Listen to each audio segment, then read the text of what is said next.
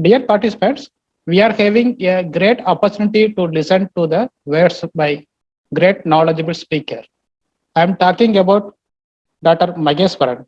Dr. V. Mageswaran is currently working as scientist बरोबर. senior scale in agricultural microbiology at ICR, National Bureau of Agriculturally Important Microorganism, Mau, Uttar Pradesh. He had pursued his bachelor and master degree from Tamil Nadu Agricultural University, Coimbatore. He holds PhD microbiology from Indian Agricultural Research Institute, New Delhi. He had been awarded with the Jawaharlal Nehru Memorial Fund for pursuing his PhD. He had joined in service at ICAR as agricultural research scientist during November 2009.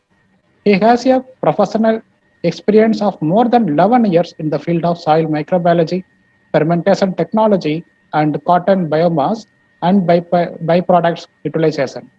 He had served at ICR Sirkat, Mumbai during the period 2010 to 2019.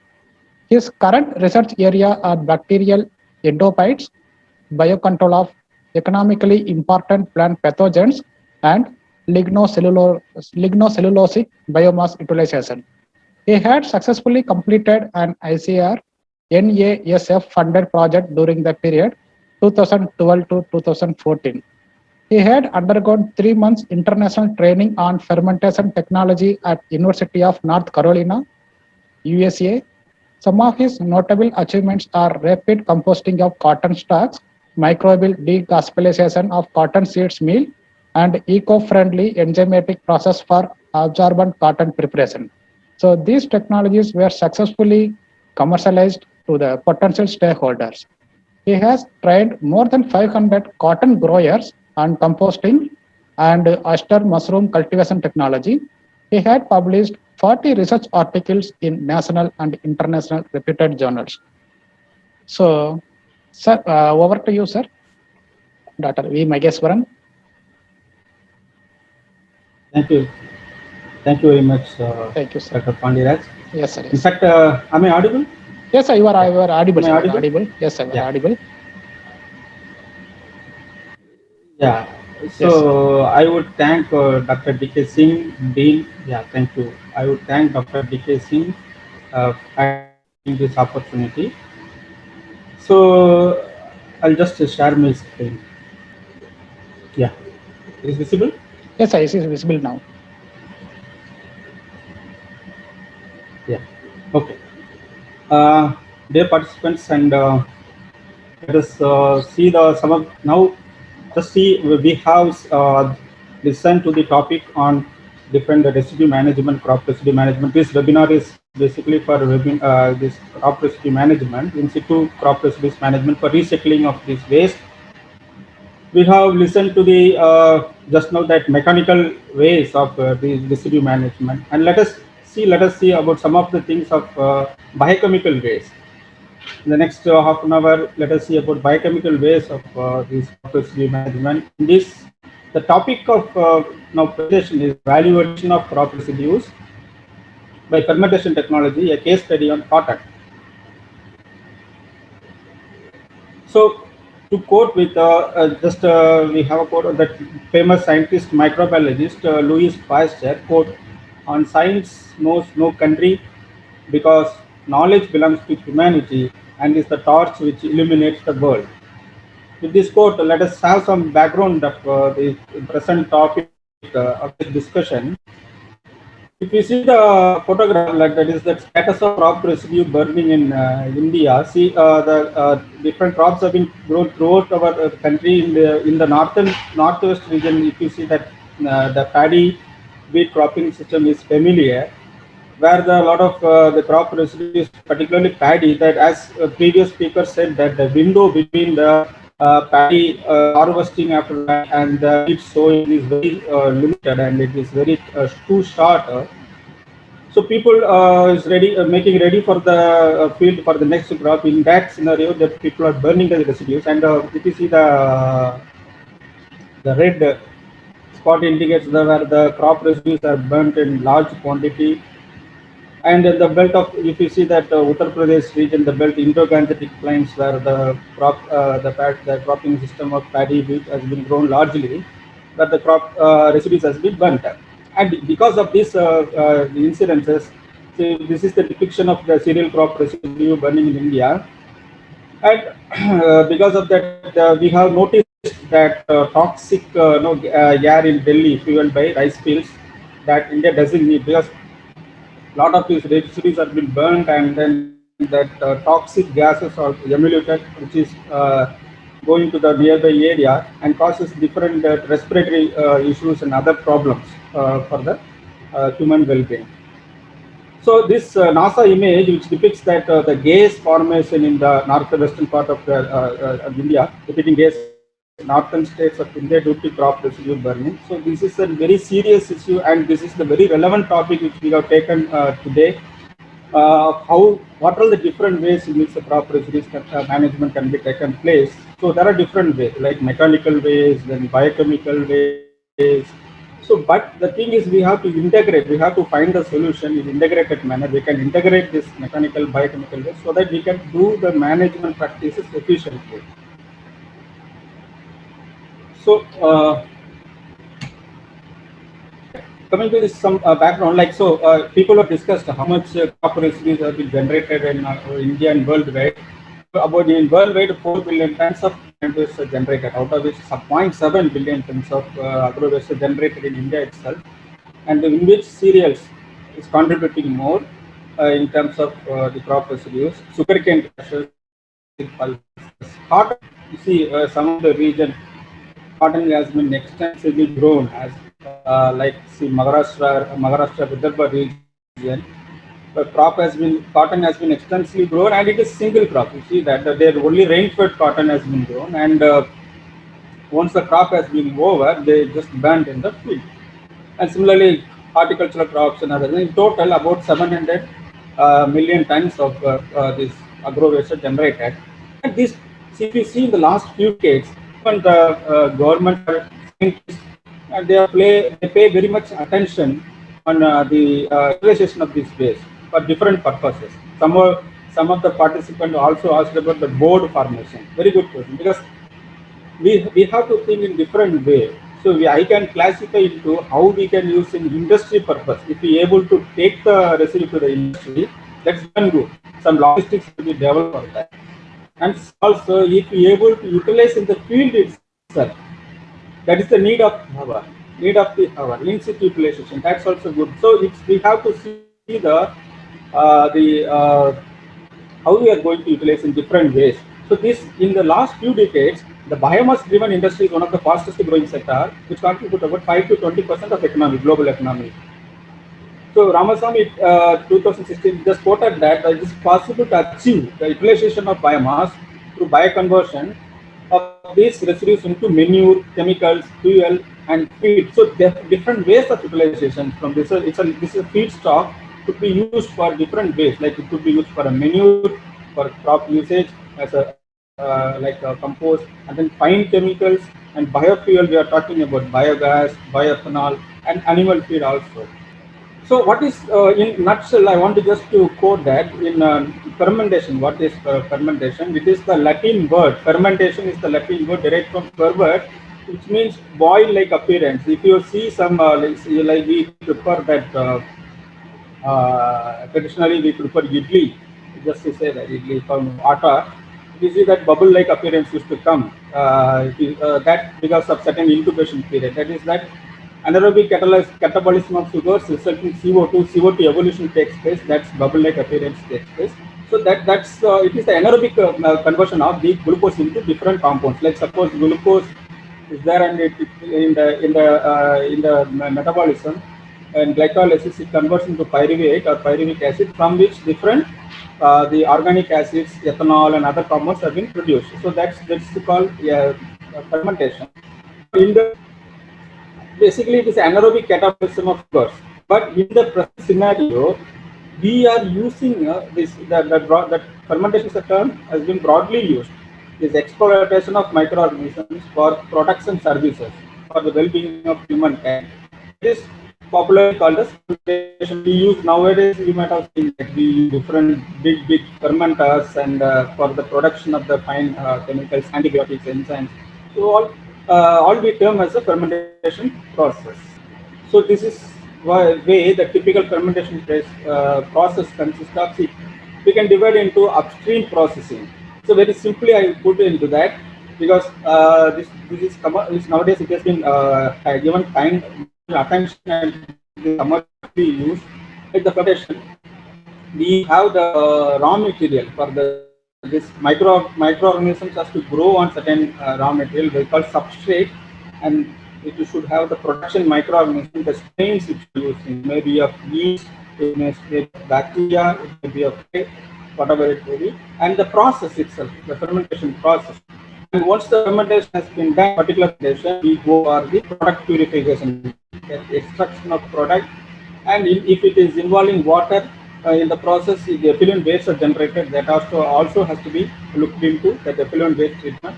So we can divide into upstream processing and the product purification. Other things are called downstream processing. This is a typical fermentation consists of. And as I said, the fermentation medium plays an important role. If you see any industry, if, in the fermentation, doing fermentation, that the production cost, if you see 60 to 80% of process expenditure goes for the raw material itself, process fermentation raw material. I mean that, so because in laboratory you might have seen that we use the defined media like synthetic media and uh, some other media which we are using, which are very highly cost. So the industry is looking for the cost effective substrate. So they use for the like dairy industry base, say for example whey and corn steep liquor has been used, and similar kind of waste, industrial waste are used for the substrate. And now the focus, earlier means what I'm saying is on 2 days, 3 days, decades before, and now in the recent past, industry is looking for the cheapest raw material, which is of the annual crop residue. Where our today's topic is stands for, that industry is looking for the annual crop residues, which they will have the substantial input, because different crops have been grown in different regions, so they get the substantial input of raw material. And a report also said that people are evaluating, researchers are evaluating different raw materials. Say, for example, Bacillus laterosporus, that by some biocontrol agent. We, the production they have used the arrowroot duct. They found 0.5% of arrowroot product into the production of Bacillus laterosporus, that self multiplication. And similarly, this is the schematic view, like biomass what we have. That initial, the thing is like now, earlier the speaker also talked about that size reduction. So size reduction is only to be done by mechanical ways, because that's why I said that there is the integration of the mechanical and biochemical methodology has to be done to get the effective transformation. So the size reduction, milling, and then process fermentation, the selection of the microbes, that is also plays important role. And the microbial products, like say, it is not only the microbes, that their products like the enzymes, could also be have much use in the fermentation process. And once the process is, we do different methods of the extraction, that purification process, like the distillation, to remove the certain component, and then followed by drying, and it could be used for chemicals, feed. So these are 4 F's, like fuel, feed, fertilizer, application. As I said that different raw material, this lignocellulose material have its scope, because they are largely available. We have seen that how much it has been produced, generated, and people are looking for its utilization. And so, and what is their composition? In order to use the lignocellulosic biomass, we should know their composition. Like it contains that hollow cellulose and lignin. Hollow cellulose consists of the cellulose and hemicellulose. Uh, Generally, that this component is should be higher. It is followed by the lignin, and lignin is the very resistant for degradation. You might have also seen people are looking for to efficiently degrade the lignocellulosic biomass in the field. So they in that component, lignin is it is very resistant for degradation. So we have to look for the efficient lignin degradation pathway methodology should be developed. So this table shows that different raw material lignocellulosic waste and their composition. Just want to show that, as I have mentioned that. Uh, in the lignocellulosic composition, cellulose and hemicellulose together constitute the hollow cellulose. That component will be higher, 60 to 70%, and remaining you have lignin component. Among the different crop residue, if you see that cotton stalks contain 20, 21, my average I given 20 to 25%. This lignin content it contains lignin, high lignin 6% cellulose and 9% adenine. If you see, look into further, cellulose, what are they made up of? Everyone knows, just to remind that just cellulose is a polymer of glucose molecule. It is linked to the beta 1,4 linkages, and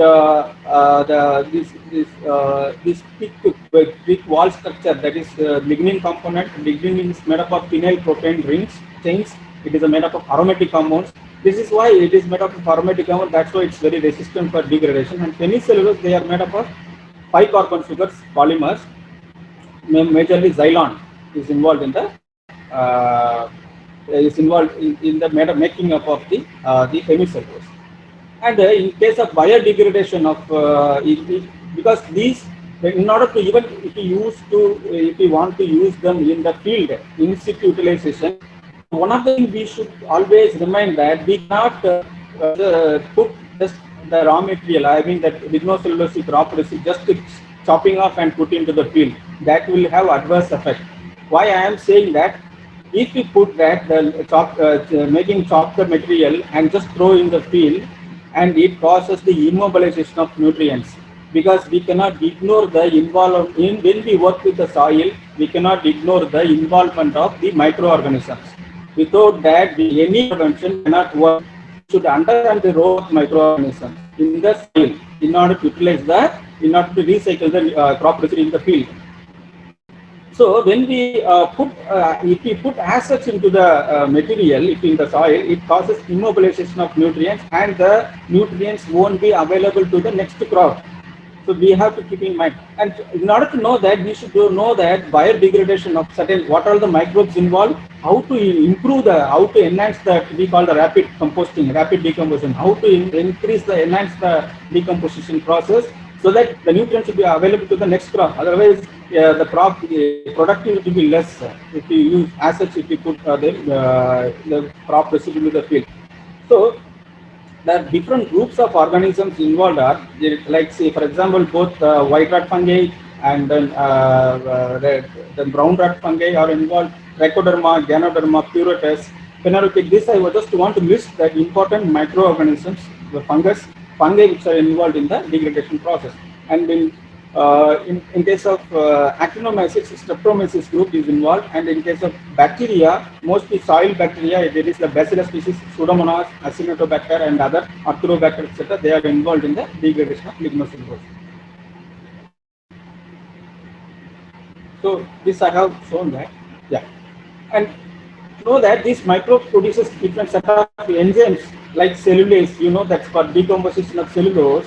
It produces extracellular enzyme, that's cellulase. So this cellulose is made up of beta 1,4 glucose units, linkage made by beta 1,4 linkages of glucose, and there is group of enzymes are involved, beta 1,4 endogluconase, which is released and it acts within the chains of the molecules, and followed by beta 1,4 exogluconase, which acts at the side chains, and followed by cellobiose, 2 molecules of glucose, and beta glucosidase acts on that and forms the cell glucose, and finally it forms the unique glucose units. This is then when the glucose units have been formed, the other microbes also will utilize, and the degradation starts. And then similarly, biodegradation of hemicellulose. Similarly, it is a complex molecule. I said the 5 carbon sugars like xylose, D-xylose, L-arabinose. So it is made up of the 5 carbon sugars, and group of enzymes, set of enzymes are produced by microbes for this degradation purposes. And similarly, in lignin content, as I said, lignin is highly resistant for degradation. So if you see that in the lignocellulose structure, the outermost thick layer is of lignin, and it has to be degraded.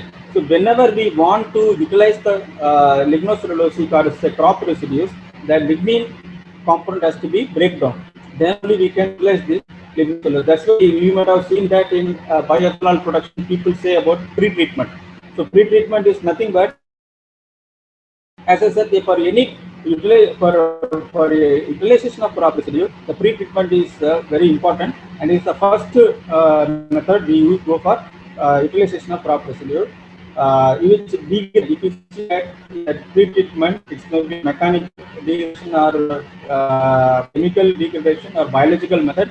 It breaks the lignin the chain, thereby it exposes the cellulose and hemicellulose. That then the utilization of the other the cellulose and the hemicellulose it takes place. If we don't break this structure, that will the crop residue will be, we said, assets. There won't be any transformation. It will remain assets, and it won't get degraded. So the lignin component has to be degraded. It's very important. And see, nowadays the term called biorefinery. It means what? From single substrate, you get the different products. Like any, for if you take paddy straw, from paddy straw, the could be compost could be produced, or bioethanol could be obtained, or some fine chemicals could be obtained, and some like other crop residues like maize straw or maize stalks or the cotton stalks. So similar, from single substrate, the different products could be obtained. This is popularly called as biorefinery. Like industrial chemicals could be obtained, food and feed, biofertilizers, bioethanol, biogas. These are the different products could be obtained from a single substrate. So, as a this topic, I just focus my experience on cotton. Since I have worked with cotton for the last 10 years, just I'm case study on cotton. I'm just taking up here. How this cotton residue, just I will show as a reference, I can say how this cotton residues could be used for different industrial as well as for the field purposes. Say in case of cotton, there are two major byproducts are generated. That is cotton stalks and cotton seed. See, in cotton stalks is the biomass generated in the field. Once the crop and the cotton has been removed, that whatever left over the biomass, it is called cotton stalks. It is generated in the field. About 1 to 2 tons of cotton stalks generated per acre of land. Seed biomass. This is 67. All nowadays, all hybrids have been grown. In hybrids, the biomass have been higher. The biomass is higher. So if you see 67 feet, the crops used to be there, and then about 1 to 2 tons of cotton stalks have been generated. In India, 30 and 12 million tons of cotton stalks are generated. So here the figure shows the cotton stalks and cotton seed. When cotton seed is generated, when the cotton has been taken, this is called seed. When it is taken for ginning purposes, then whatever you get after the lint has been separated, cotton has been separated, you will be left with cotton seed. So this also is one of the important component. It weighs about 1/3 of the cotton lint weight. This goes for the 2/3 of the cotton lint weight goes for the seed cotton. If you take 100 gram of cotton seed cotton, you will get that 60 gram of cotton seed. So we have one have to find the solution, because cotton has been grown for lint. But what we are going to do with this cotton stalks and cotton seed? So much research has been taken in this area, and this should be as a reference for other crop residue as well. So like say value addition of cotton byproducts increases. This cotton byproducts value addition increases the value of crop, as well as it gives the additional income generation for the cotton growers. And cotton seed, what is it made up of? If you see the cotton seed, they are made up of meal. It is a protein component which is used for animal feed, and then oil. Oil could be taken, 18% oil. Linters should be there, short fibers, and then hulls. These are all the different products in cotton seed: hulls, meal, oil, and linters. So even then, that industry of economic crisis, particularly cotton seed processing industry, because they have the value for oil, also certain part in meal. But what they are going to do with the hulls and the linters, which is of 50% of the biomass. So now we have taken this as challenge in our SIPCOT, because earlier institute, my ICR where I was working, I was the part of the team. We have developed different techniques for the utilization of this waste by a biological way, like fermentation technology. In this, in meal we have taken, and this meal is of low quality. We have improved the quality, and we have taken for the use in poultry field as well. So this is how chemical composition of cotton stalks is, as I said, that cereal 25%. And these certain microbes we have utilized, we have employed these microbes for utilization of these cotton stalks and cotton seed, like say filamentous fungi. They use pleurotus. You might be knowing that mushroom fungi, that pleurotus has been aspergillus, phanerochit chrysosporium, yeast also has been employed, Saccharomyces cerevisiae, Candida tropicalis, and then bacteria, cell bacteria, and anaerobic bacteria also. This flow chart shows that what is the interventions of the fermentation process in the total value chain of cotton crop. Since cotton, after harvesting, you get the seed, lint, and cotton stalk. So cotton stalks, we developed that technology like compost preparation from cotton stalks, and also mushroom culturing cotton stalk. So this technology is the art form itself. So these cotton stalks should be taken and could be compost could be prepared in the field, and mushroom could be cultivated by the rural women folk. So in order to get the better revenue generation. Also, then cotton stalks also used for biopulping and bioethanol production. And in the other hand, if you see the seedling, you get the after ginning process, you get the cotton lint and cotton seed with attached linters, and we developed the enzymatic linter recovery. We developed the process of enzymatic linter recovery. Also, we have developed the absorbent cotton preparation from the linters, and this from cotton seed, like we also for certain using certain microbes, and using certain enzymes, we have developed enhanced the oil recovery. Also, in the other part, the meal, the cotton seed meal, having wide application in the animal feed, is a preferred animal feed here. But say, due to presence of certain anti-nutritional factors like gossypol, that has not been used for small animals like poultry, piggeries, fishes, etc.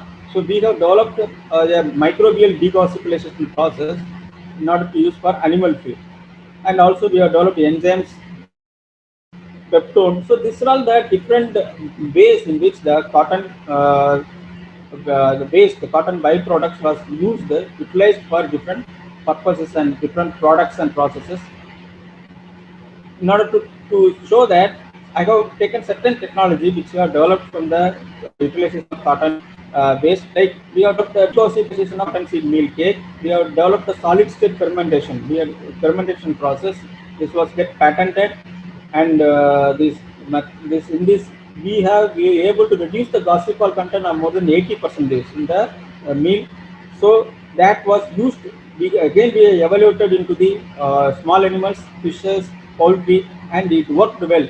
And now certain we have commercialized this technology also. We have sold this technology to the entrepreneur, and now it has been commercially produced. So this is how we have developed that the story of success story, you can say, of degossipylation of cotton seed milk cake. And protein content, if you see that from control that without treatment, 20 to reach to 33.5, very good enhancement of protein content, and also amino acids. In total, the nutritional composition of the meal got enhanced by the developed process of solid state fermentation. This is how that methodology which we used, like the culture, like we employed certain culture like micro yeast culture, and it was grown, mass multiplied, and it was mixed with the cotton seed meal, and we developed the fermentation, tray fermentation, kept for 2 days, and followed by drying. So the final product, what you get, that it is perfect for the small animal feed purposes. So this is how economic analysis also. This also showed that economic analysis also, it showed that the production, the cost per ton, it's about 21,576 per ton basis, and also selling cost would be about 25,000 per ton. Because why I'm saying, the value addition was done for this cotton seed meal, and the value, that nutritional value was on par with the soybean meal. You know, the soybean meal has been largely used for as animal feed, small animals. So, but we have enhanced this nutritional property of the cotton seed meal, and we developed the product according to the balance with the at par with the soybean meal. Also, we have developed the absorbent cotton technology, absorbent cotton, the enzymatic method for absorbent cotton.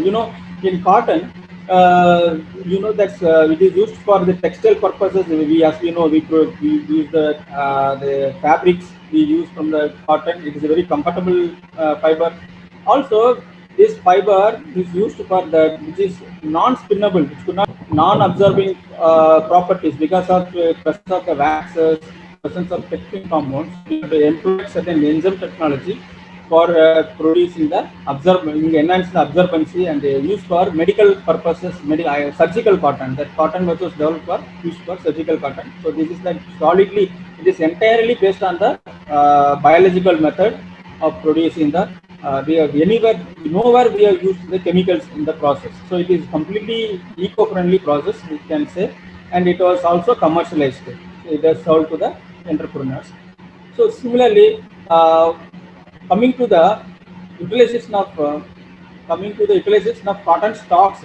So in the field itself, we can convert these cotton stalks into the field, into the compost. Cotton stalks we can convert it into the compost. An accelerated process of preparation of bioenriched from wet and dry cotton stalks developed. In our experience, with this more than 10 years of this technology, and we have commercialized, and also we have many farmers have been adopted, created awareness, demonstration, trainings have taken place. So in this wet cotton, if we use the wet cotton stock, we could develop within 45 days by addition of the microbial consumption. Similarly, if we use the dry cotton stocks, we could produce the compost within 60 days by addition of microbial consumption. And also the NPK content was 3 times higher than the farmyard manure. So if we said the compost that produced from cotton stalks have the value, it was NPK content and micronutrients are 3 times higher than the conventional farmyard manure. But nowadays, the farmyard manure is not available because it is in integrated nutrient management practices. Farmyard manure is a part of the nutrient balance in the soil. So, in the recent days, there is a lack of the cattle in over the region in different parts. So farmyard manure usage has been drastically reduced. So we have to find a solution of the alternate for the farmyard manure by the use of the compost generated from the crop residue as an alternative for the farmyard manure. In our experience, in cotton stock compost, it's 3 times higher nutrients than the farmyard manure. And if you see that NPK content of compost from dry cotton stalks, it is about 1.6, 0.8, 1.5 NPK content, whereas in and general, the NPK content of farmyard manure is 0.5, 0.2, and 0.5 respectively. So 3 times more than higher than the conventional FOM. And also, as I said, another alternative, we can use this cotton stock that agro residue which are generated in the field for small rate for autonomous cultivation, which does not involve huge cost. Very simple capital investment, we can produce the mushroom. So that different agro residues have been used. Rice straw is commercially used, wheat straw known, sawdust, and wheat. The method of cultivation of the oyster mushroom in cotton stalks. We employ different species of the oyster mushroom like Pleurotus, Florida, Austratus, Flabellatus, other produce. We found that about 200 gram of 200 gram of mushroom could be generated per kg of dry cotton stalks. So the crop duration is about 30 days. In 30 days period, we can generate this. We can harvest the mushroom. So here we can see that it is the source of it will be the source of income for the rural women folks. So particularly for rural area, the women could be easily use this technology for generation of additional income. The economic benefit is see that by using bioenriched compost, the development of bioenriched compost in oyster mushroom cultivation. So if we see that economic benefits, one can the production cost for one producing 1 ton of compost from 1 ton of cotton stalks, composed from 1 ton of cotton stalks. It's about 3,000 per ton of cotton stalks. So yield would be lesser, little lesser, 800 kg from 1 ton, because there will be loss of the organic matter in the form of carbon dioxide. And the benefit cost is 1.3. And the important feature is the farmer can save about 9,000 per acre by replacing the farmyard manure with the cotton stock compost. So the raw material is available with them only. No need to purchase farmyard manure from outside. They can generate, they can produce the cotton stock compost and use their field itself. Thereby, they could save about 9,000 per acre. And similarly, oyster mushroom cultivation is another option for the cotton stalks utilization. The yield would be 200 grams per kg of cotton stalks, and the benefit cost rate is 1.6, and selling price is 80 per kg, whereas the production cost would be at the highest of 50 rupees per kg. So the 30 rupees profit would be generated by from 1 kg of mushroom. So farmer can generate about 6,000 rupees per acre by following the oyster mushroom cultivation using cotton stalks. So the other component is bioethanol from cotton stalks. We also develop certain methodology for pre-treatment methodology, and for the using of the strains, different strain for the bioethanol production of yeast strains. So we have also developed the cotton stalks, milled. We are chopped into smaller pieces, and then we are given for pre-treatment, biological treatment using phenolic trisosporium, and that's conversion. Then cellulose conversion, we have developed that glucose molecules, and then xylose, the carbon sugars and 6-carbon sugars are being produced, and by the fermentation, that ethanol could be was generated, and it distilled and separated away by ethanol. The yield was about 9.6 gram per liter, because this is also one of the industrial option, particularly in the where the cotton has been largely grown, like Vidarbha region of Maharashtra.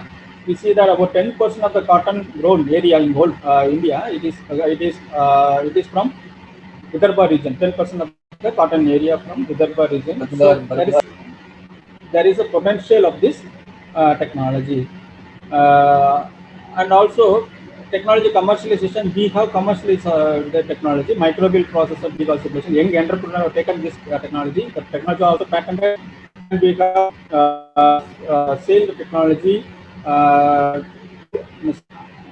Mrs. Sana Agro Industries on non-exclusive basis and ICR camps.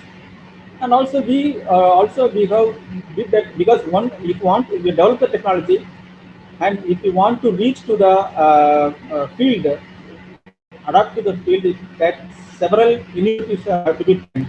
Like awareness program conducted, farmers need, we have to meet the farmers, convey the things, and training, they have to give hands-on training. So consider that we last 5 to 6 years, we have dramatically given that training to the farmers near the nearby region, like Varda district near to Nagpur, and also we had hands-on training was given to the farmers, and also we have distributed the microbial cultures to the farmers so that they can use in the field. And now we could see the transformation. We can paradigm shift, we can say, where most of the farmers, based on our initiatives at Nagpur, most of the farmers in and around Nagpur have taken the how they are following the utilization of this waste for mushroom or compost. Particularly, they are willing to do the compost, and the, they are avoiding the burning of, like that thereby avoiding the burning of cotton stalks in the field. So that's one of the big achievements. We have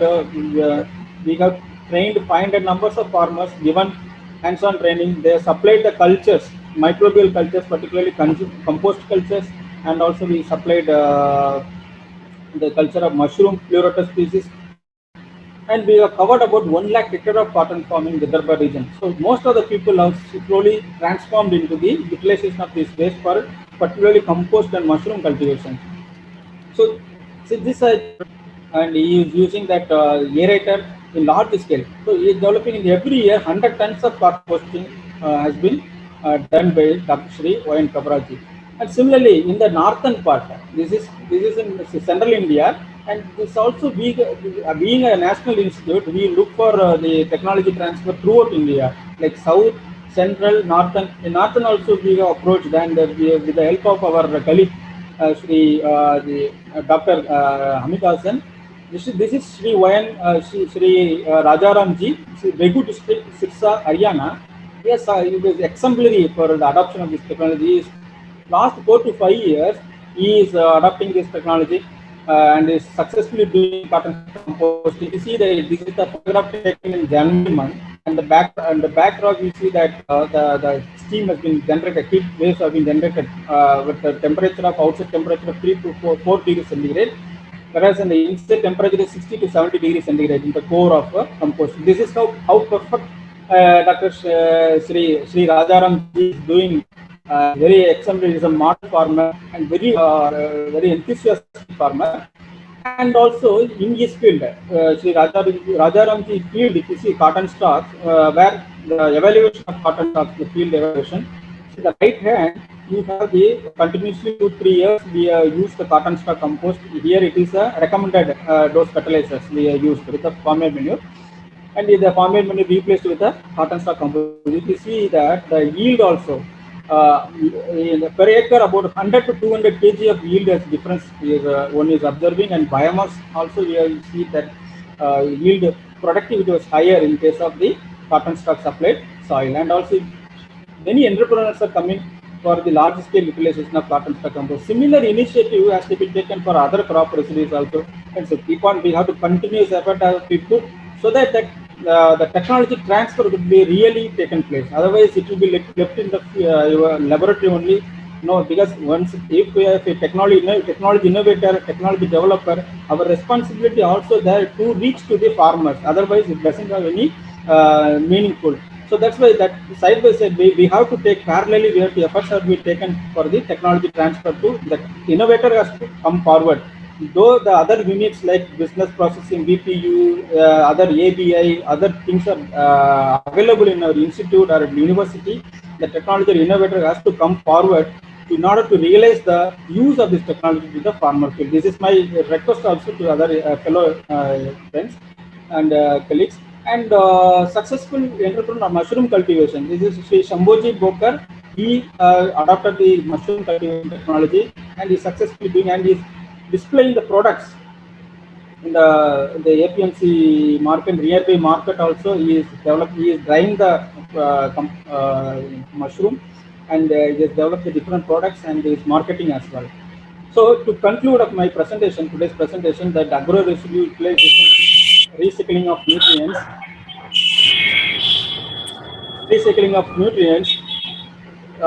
So the conclusion should be decrease in the dependency of chemical fertilizers, decrease in the dependency of chemical fertilizers, and restoration of soil health. That's the primary important, which our aim today is the restoration of the soil health, the recycling of crop residues, how we can improve the soil health. So that's a very important thing. But we have to follow that rapid decomposition along with the mechanical interventions. We have an biological way also to enhance the degradation process, so that we say that CN ratio, carbon nitrogen ratio, should be at the optimal level, so that there won't be any immobilization of nutrients takes place. That we have to keep on mind while we're working on this area. And the enhancement of crop productivity, as we have realized also in Sirsa region and in other as field also, the crop productivity is enhanced by continuous use of the compost or continuous recycling of nutrients into the field, so that the crop, what we say, the soil health and soil fertility has been drastically increased, particularly organic carbon level. We have seen that in many places in black cotton soil also, carbon level is depleting because of the use of continuous chemical fertilizers. That's why we are recommending use cotton stock compost, which is available in your field. Similarly, the paddy farmer, which is available in your field. Only the effort has to be taken in order to recycle the crop residues and maintain the balanced soil fertility. That has to be taken care. And also this also, while we're doing these practices, recycling of crop residues and other utilization, that the environmental pollution due to burning of crop residues would be drastically reduced. And also this, see, it's not only the soil health we are talking about, productivity. It is the ultimately the farmer has to be benefited. The farmer has to get, if he is doing some other input other than, if we say that you do that crop recycling, residues recycling, what's the benefit they are going to get in terms of economic terms? So the benefit, the additional revenue generation has also been taken care, and that the farmers will realize by using the use of recycling of the crop residues for a substantial period. So there will be substantial income to be generated by the utilization of crop residues. And also this, nowadays bio driven into wherever the logistics is taken, like there is the baling, that compressing and sending into the industry. Some other people are talking about, if you see that the particle board formation, if you see that pellets, small that densified material, pellets, briquettes. So that's a very good things. Only thing we have to, if we have to develop a very good logistics, if we able to collect the material and pack it and send to the into the particular industry, the farmers get additional income. At the same time, if we able to recycle the crop recycle the peat itself by in-situ degradation or utilization of some use of some microbial consumption along with the mechanical intervention, to be able to soil fertility to be improved, and definitely there will be enhancement in the additional generation, revenue generation, and also the crop yield. So thank you very much for patient listening. If you have any doubts, I am ready to answer that. Thank you very much. Thank you, sir. Thank you very much. So we have here query. So there is one question. Sir, Yes. lignin somehow limits the role of microorganism, which interfere in the degradation process. So how we can speed it up by doing what? So this is the question. Somehow limits the Yeah. role of microorganism. Yeah. See, lignin, as you said, the lignin is also the part of the lignocellulosic residue. Of course, it limits the role of microorganisms, but there are certain microorganisms which can utilize the lignin as well. Lignin is an aromatic hormone. Certain microorganisms are able to utilize the aromatic hormone, like say pheneroic chrysosporium. That, like it has been well known, and certain basidiomycete fungi like pleurotus, like mushroom fungi, pleurotus florida, pleurotus austriatus, certain.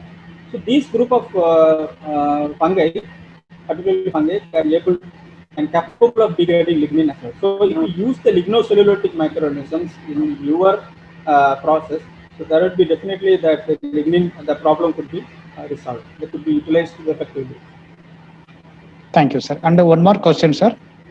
What are the different microbes present in waste decomposer used for degradation of crop residue and suggest the suitable media for their growth in laboratory conditions? Yeah, different microbes present. It depends In on, waste see, decomposer. the waste. Yeah, waste decomposer. So in waste decomposer, you see that a different company are come up with different waste. So NCOF, you might have seen that they come up with microbial decomposer. So that depends on what way they are developed and what residue they are looking for. In general, it consists of the lignocellulosic decomposing microorganisms, like basically basidiomycetic fungi or ascomycetic fungi. Also, they may use basically from some actinomycetes, streptomyces, etc. So you might have seen trichoderma has been largely used. If you see that trichoderma has been there, pheneroic chrysosporium is there, pleurotus species are there, aspergillus species are there. These are different kinds of microorganisms used in waste decomposer, and use ask for suggestion for the suitable media for their growth. See, any media which is used in the laboratory, like if you want to cultivate these organisms, you can cultivate with the help of potato dextrose broth, or if you malt extract broth, any the complex medium for fungi could be used. Mostly this fungi has been used for lignocellulosic decomposing purpose, because they are efficient decomposers. Fungi. Yeah, Thank you, sir. I think I'm Uh, clear. Yes. Yes. So there is one question. Can we use microbial consortium for decomposition of residue? Of course, see, for see, decomposition is a natural way. Anyone, even conventionally, also the farmers, our forefathers were doing the composting. But only what's the difference? So that the conventional method takes lot of time. Now we don't have any time for that. Even the cropping system, like as I said, paddy, wheat cropping system, we don't have any time at all. Maybe 1 month window period. We have to, we should try to use that recycle the agro residues. And to your question, and I'm pinpointly I'm saying that we supposed to use the microbial consortium for decomposition of residue, and we have to evaluate these organisms according to our need, according to the residue, and because this we also come up with the PUSA decomposer that's become very familiar in recent days. So similar kind of the decomposers could be developed from the university, in each and every university, or has to be well evaluated in the field condition and could be used. Why? Because I am saying this because that the demand for this decomposer is huge, because the surplus for agro is more than 30 million tons are generated in UP itself. So the demand is increasing. So that new microbial consortiums, which is performing well in the field, has to come up for efficient transfer of the efficient degradation of the, we can say, faster decomposition. See, decomposition takes place. We cannot allow for 6 months period, right? No. So if we want to use them efficiently, it has to be decomposed rapid decomposition. That will be taken only with the help of microorganisms. That only play important role, microbial consortium. Yeah. Thank you, sir. And one more question there. Uh, which micro uh, which microorganism is responsible for decomposition of lignin? How we increase the availability of organism in residue? Very good question. So, as I have already said that the decomposition of lignin, certain groups of microorganisms are involved, like white rot fungi. If you see that Phanerochid chrysosporium, even you can note it down, which is largely used in Phanerochid chrysosporium, pleurotus group, pleurotus species like Ostreatus, pleurotus florida, pleurotus agarcojo. These are all mushroom fungi. Also some streptomyces group, also actinomyces also very good in decomposition process. So these are the group of organisms involved in, and certain also they claim that Aspergillus trichoderma, also trichoderma species, which is used as a biocontrol agent. But the well known organism is Phanerochid chrysosporium and the pleurotus species for lignin decomposition. And as you are asking how we can increase the availability of organisms, it's a good thing, because in composting also, in situ paddy decomposition also, the availability of residue to the organism, how we make the availability, that is very important. And in what composition or what CN ratio, as I said, that CN ratio, carbon nitrogen ratio, that's also another important thing. So these factors have to be taken care, like for availability of the residue to the organism. Basically that previous speakers talk about the chipping or chopping of the agro residues, making into small pieces, making into small pieces, that will enhance the availability of the agro residue to the organism. Thank you, sir. And Yeah. there is one more question. Why trichoderma causes disease in pleurotus? Why trichoderma causes disease in pleurotus species? This is a very vague question. We see it is not essential that trichoderma is well reported. It is a beneficial organism. To our knowledge, I think it doesn't cause any harmful to the pleurotus species. That is, they are both compatible. If at all, like any other species, which is unknown species of trichoderma, maybe there, if the report is there, that has to be taken care. And of course, while we using, say, microbial consortium, we say that microbial consortium, it means that it consists of more than 2 microbial cultures, right? So in that, before using the cultures into the field, we should know their compatibility. Compatibility, compatibility, the ability to grow together, the ability to grow together, that has to be tested. And to our knowledge, trichoderma and pleurotus, they are compatible in nature. But even though that has to be tested before use in the field. Yeah. Thank you, sir. It seems we answered all the question. Is there anything else participants would like to mention your query on here? Okay, sir. Thank you, sir. So this lecture was full of knowledge and interesting things, sir. It gave deep insights into the topic and also revealed some interesting facts. The points where Dr. Mageswaran presented us about the different fermentation process, lignocellulosic and degassicylation, enriched biocompost, and use of cotton stalks and mushroom production, bioethanol from cotton stalks are really notable and worth on it on this webinar to discuss now. So this technology was really informative, sir. You clearly elucidated immobilization process because many farmers applied residue freshly and closer to planting bed. So it may lock up the nutrients. So you clearly elucidated and explained very good manner, sir. I'm pretty sure the precious knowledge that Dr. Mageswaran gave us will definitely help us in our studies and futures. So thank you, sir. Thank you once again. Thank you very much for joining with us. Thank you. Ready? Yes, Thank you. this Ready lecture to was collaborate really in the future informative, sir. too. Yes, sir. Yeah. Thank you very Thank much. you, sir. Thank you, Yes, sir. sir. Yes, sir. Thank you. Yes, sir.